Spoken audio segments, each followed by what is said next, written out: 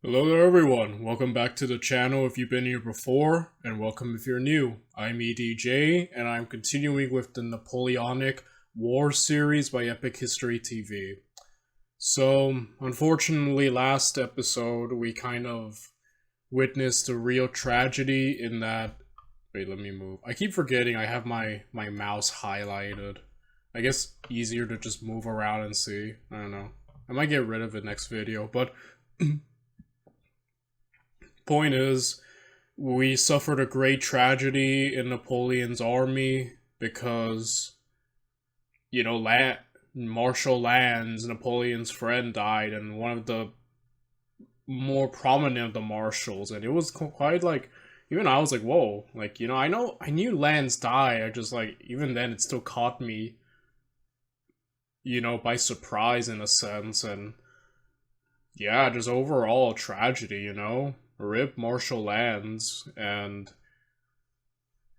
so yeah, but I still have to give praise, because so far I'm really impressed by Archduke Charles. I think he has put on the best I've seen of, you know, the Austrians, and it just seems really competent and good at what he's doing, and he's one of the few people who can say he defeated Napoleon, which is, you know, quite an achievement on its own. And so yeah, Napoleon is gonna avenge himself and hopefully lands in this video with the battle of, I'm not even gonna try to pronounce that, W-A-G Wagram? Never mind. Point is, yeah, hopefully, you know, get revenge, avenge Marshal Lannes, and yeah, let's see how Archduke Charles does. I'm more interested in what Charles is gonna do. Like, like I said, I'm beyond impressed by him in Austria at this point for their performance, you know, last battle. So, yeah, we'll see what they're made of and if Napoleon's revenge is easy or not. With that said, if you want to watch this video without my face or any of my commentary, the link to this video is down in the description down below. And without any further ado, let's just get right into it. Let's watch Napoleon's Revenge. An Epic History TV History March collaboration. In May 1809, the Austrians had defeated Napoleon's army in the bloody Battle of Aspern. His enemies took heart. After years of French military dominance, it seemed the tide was turning at last. 3 weeks later, Pope Pius VII excommunicated Napoleon for annexing papal land. Another propaganda... Yeah, I mentioned I think in the Spain blunder video that yeah, Napoleon was excommunicated eventually, and yeah, Napoleon had to suffer the consequences of the revolution's attack on the church. And I think Napoleon handled the situation well by restoring the church, granted with limited power than before. I think he handled that well, but the thing is, the damage had been done. Like, you know, the church in France definitely had some friction, I feel, after, you know, all that. And I feel like Napoleon and the Pope definitely... There's definitely issues there, because Napoleon kind of bullied the Pope back in the Italian campaign, right? So yeah, there's always tension between Napoleon and the church, and that just served to turn so many more people against him. And a coup for his enemies. But in the wake of its victory, Austria hesitated, not sure whether to seek peace or continue the war, while Napoleon responded with a hurricane of activity. He summoned reinforcements to join him near Vienna, the Army of Italy under his stepson Eugène de Beauharnais, and 11th Corps under Marshal Marmont, who'd together driven Archduke John's Austrian army out of North Italy, as well as Marshal Bernadotte's Saxon 9th Corps. Napoleon's army grew from 90,000 to a massive 164,000 men and 544 guns, to take on Charles's army of 128,000 and 414 guns. 6 weeks after his first attempt had ended in defeat, Napoleon ordered his army to cross the river once more. This time his engineers had built solid bridges across the Danube to ensure there was no repeat of the disasters of Aspern. For the French army, Napoleon declared, the Danube no longer exists. Yeah, smart. That was the biggest problem in the last video, you know, like the bridges kept breaking and that ruined Napoleon's steady stream of reinforcements. So yeah, good job on Napoleon there, like thinking ahead. Not gonna have that again. The stage was set for the largest battle yet seen in European history. Wow. If you think our Napoleon series has made you a must, it's a good job you're not any taller Napoleon to a staff officer whose helmet was knocked off by a cannonball. Dang. On the evening of the 4th of July, in heavy rain, the French began crossing from the island of Lobau, not towards the devastated villages of Aspern and Essling, but east towards Groß-Enzersdorf, which was soon ablaze from French shells. Archduke Charles had left only a small advance guard to delay the French. By dawn, General Massena's 4th Corps and Oudinot's 2nd Corps were driving those troops back, winning space for the French army to deploy. At 1 p.m, Napoleon was ready to begin his advance across 6 miles of flat cornfields towards the main Austrian position, an escarpment known as the Wagram, 100 meters behind the Russbach stream. As General Lassalle's light cavalry and Massena's 4th Corps swung left to guard the flank, Oudinot's 2nd Corps and Davout's 3rd Corps advanced towards the Wagram. Bernadotte's Saxon Corps and Eugene's Army of Italy filled the centre. At 6 p.m, unsure of the enemy's strength, Napoleon ordered a full-scale assault against the Wagram plateau. But his troops met determined Austrian resistance along the line. By dusk, the Saxon 9th Corps had pushed into the village of Deutsch Wagram. The Saxon infantry wore white uniforms, like the Austrians, and as darkness fell, were mistaken for the enemy and fired on by friendly units. Oh, that the sucks. Saxons panicked and fled with heavy losses. Napoleon's attempt at a quick breakthrough had failed. That night, both armies slept in the open, while Charles and Napoleon planned their next moves. Independent watchdogs rate Susan Rubio as one. Alright, day 2. On the second day, Napoleon planned for Davout's 3rd Corps to lead. Yeah, day 1 didn't seem to go that smoothly for Napoleon. Though I understand he didn't fully know their strength, he said, so he probably hoped for a quick break, but yeah, Napoleon probably has a much better gauge on the strength of Charles. Though the disaster that happened to Bernadotte's group, that was a disaster. They got shot, you know, by friendly fire, so that's unfortunate for Bernadotte and his corps. Lead the attack, rolling up the Austrian flank, while his other corps pinned down the enemy with local attacks. I always like that. I think he always has a plan for Davout to like kind of go around and attack. Like it kind of reminds me of the Battle of Eylau. And yeah, I really like how Napoleon really trusts Davout and like, yeah, Davout's loyalty and just Napoleon realizes his competence. So yeah, 3rd Corps is arguably, well, maybe this is just my bias, but probably the best corps, mainly because I'm a huge Davout fan. So yeah. But to the Emperor's fury, he learned that overnight, without orders, Marshal Bernadotte had withdrawn his battered Saxons from Aderklaa, which the Austrians now occupied. Aderklaa was a crucial strongpoint in the centre of the battlefield. Napoleon gave orders for its immediate recapture, but the French and Saxon attack failed, with heavy losses. Yeah, so Bernadotte, I guess you could say, like, I don't want to call it a blunder like I did with the Battle of Vienna, him not being able to support Davout, but yeah, he made a call and it wasn't the right call to Napoleon.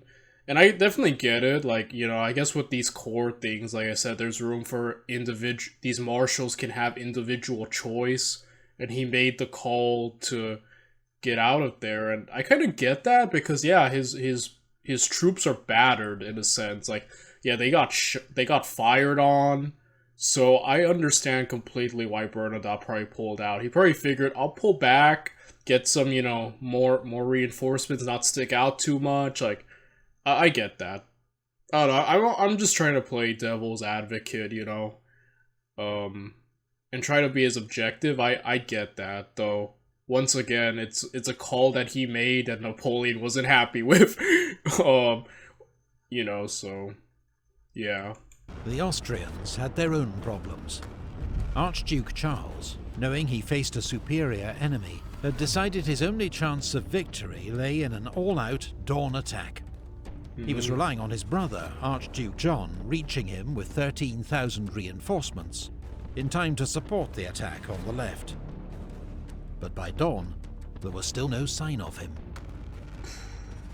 What's more, as 4th Corps began its assault on Grosshofen, on time, 3rd Corps, which had received its orders late, was still getting into position, holding up the entire Austrian right wing.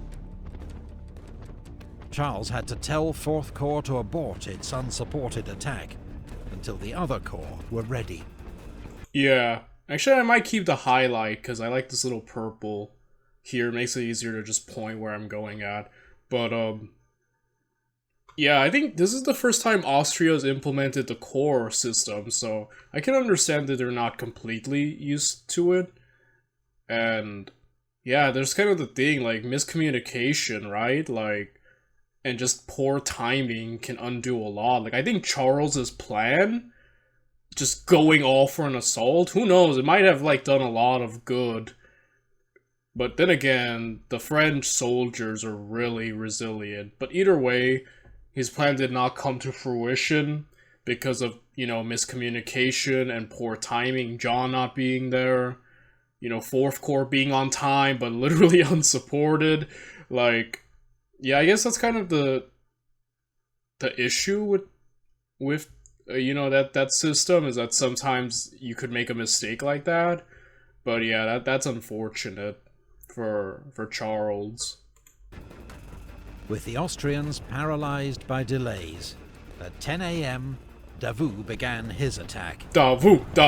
A fierce infantry battle erupted in the village of Markgraf Neusiedl, while in the fields, dragoons and hussars fought a giant whirling cavalry battle, as each side tried to outflank the other.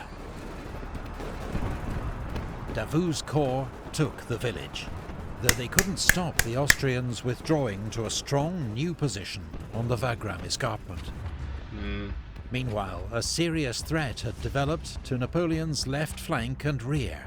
Klenau's 6th Corps had driven back the outnumbered French, with some units advancing as far as Essling, dangerously close to Napoleon's vital river crossings. Napoleon urgently needed to reinforce his left flank, but he was also determined to hold back his reserves for a decisive attack. So he ordered Massena's 4th Corps to march across the battlefield and reinforce the left. A huge redeployment like this, right in front of the enemy, was high risk. So Marshal Bessieres was ordered to lead a cavalry attack straight against the enemy centre. Casualties were high.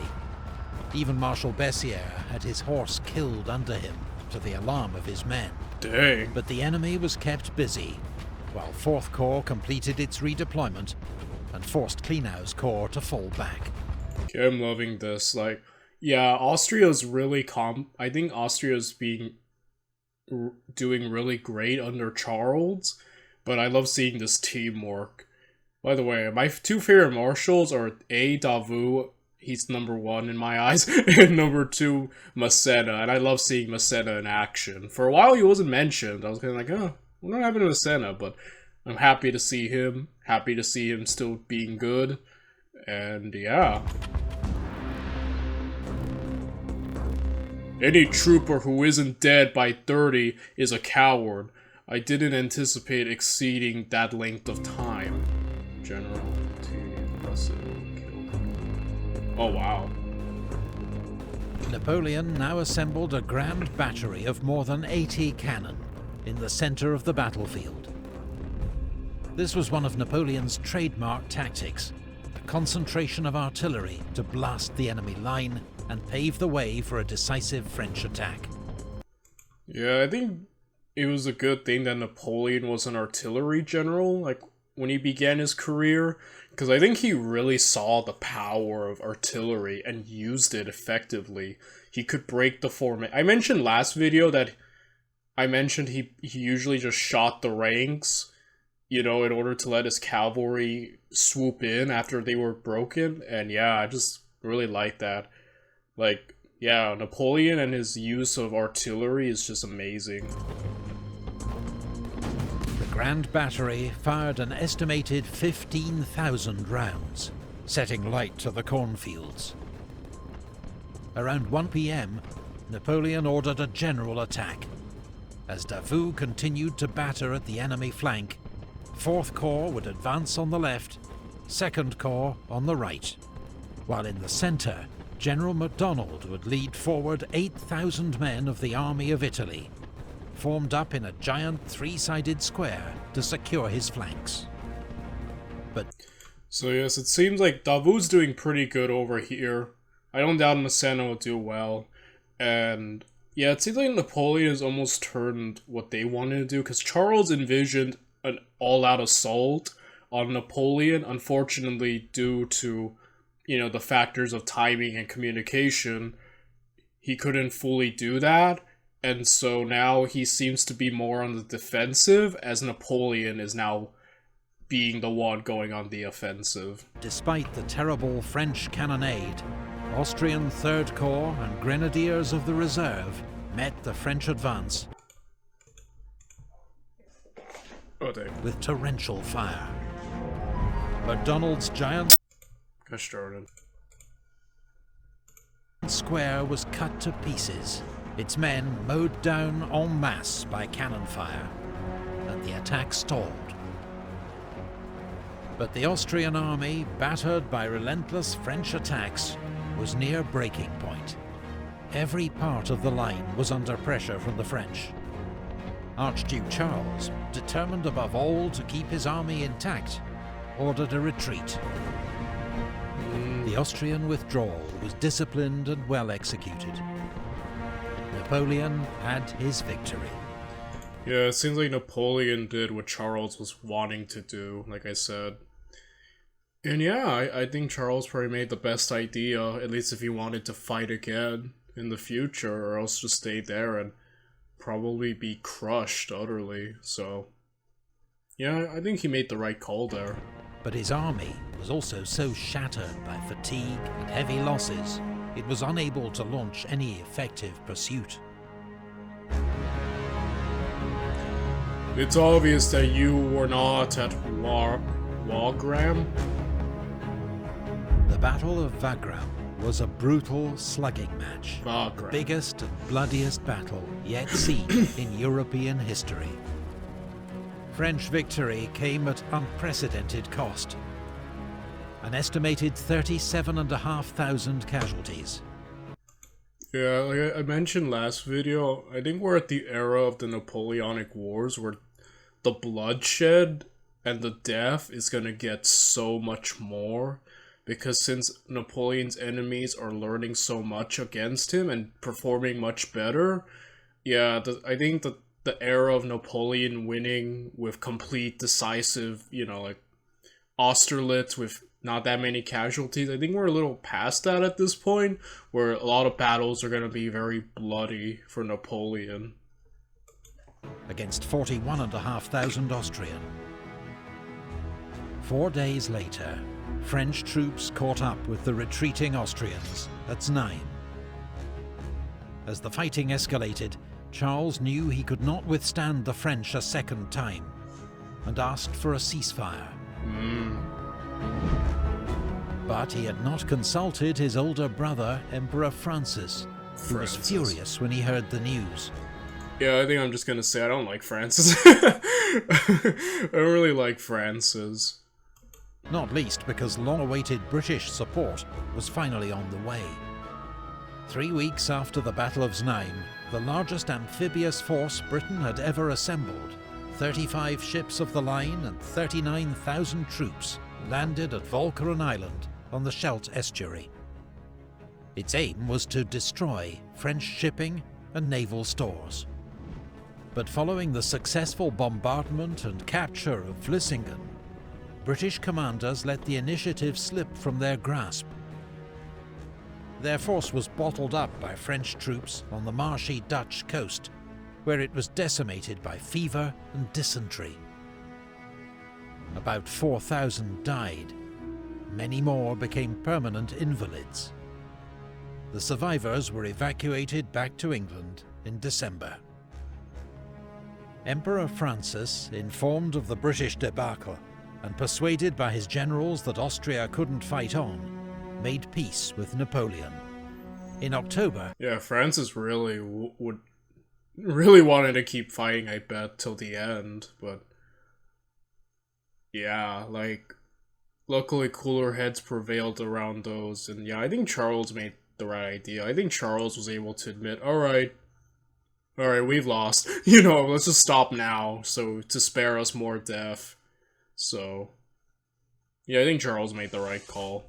Austria signed the Treaty of Schönbrunn, giving up territory to the French Empire, Bavaria, Saxony, the Duchy of Warsaw, and Russia. Oh, that is insane. Yeah. Oddly enough, despite how harsh that is, I don't think it was harsh enough, because Austria still goes on to fight in another day, and there's still a threat. Like I mentioned, I think Napoleon's issue is that since he couldn't make a lasting peace with the rest of Europe, you know, essentially he never found a way to neutralize the threat and his enemies. He never fully defeated them, because his enemies remained his enemies until his dying days. Whether, like I said, whether that be through he found a way diplomatically to secure a lasting peace, or he just completely crippled Austria. Like, he needed to... I think he probably should have found a way to get rid of Austria as a threat permanently, especially since they've shown the most willingness to fight Napoleon. Probably should have been harsher, only in that to find... I only say that in only to, you know, kind of stop that threat. I feel like Napoleon needed to do something, though I know there's a lot of factors to it. I just think, like, I don't know how Napoleon could have crippled Austria further, but he arguably should have probably been harsher or done something to get rid of them, because Austria will always continues, as we know, to be an issue. So, yeah, harsh, but not harsh enough if you wanted them to stop fighting you, Napoleon, you know? In total, the Austrian Empire was stripped of 3.5 million subjects, forced to pay an indemnity, limit its army to 150,000 men, and join Napoleon's continental system, which meant ending all trade with British ships and merchants. Archduke Charles, meanwhile, one of Napoleon's more skilled opponents, had fallen out so bitterly with his brother, Emperor Francis, that he never held active command again. Oh, that is sad. Wow. Yeah, I don't like Francis, I'm just gonna be frank with all of you, but man, that makes me really not like him. Like, Charles, I think, comes across as very competent and seems to understand the situation really well. And, yeah, arguably the best of the leaders we've seen from Austria in this entire series, and the fact that he never took the active command again, that's a tragedy, man. Like, he was skilled, he was the MVP of Austria, like, man, that's a shame. Napoleon had won another crushing victory. But there were worrying signs for the French emperor. His enemies were learning, while he would increasingly have to rely on young conscripts to fill the gaps left by veterans killed or wounded on campaign. Few could have guessed in 1809, but Napoleon had just fought his last victorious campaign. We're really getting near the end, guys. Like, yeah, that's a sad statement. That is a sad statement to hear, but yeah, Napoleon doesn't really win, huh? Because the Peninsula War isn't a victory. Man, that's sad. Yeah, we just witnessed... Wow. Wow, yeah, we're really at the end. We're gonna see Napoleon's spiral downward from here on out. Man. But hey, at least he avenged lands. R.I.P. lands, you've been avenged. And yeah, overall, I don't really have much else to add to that video. I hope you guys enjoyed it, and we'll be continuing on next week. Bye, everyone.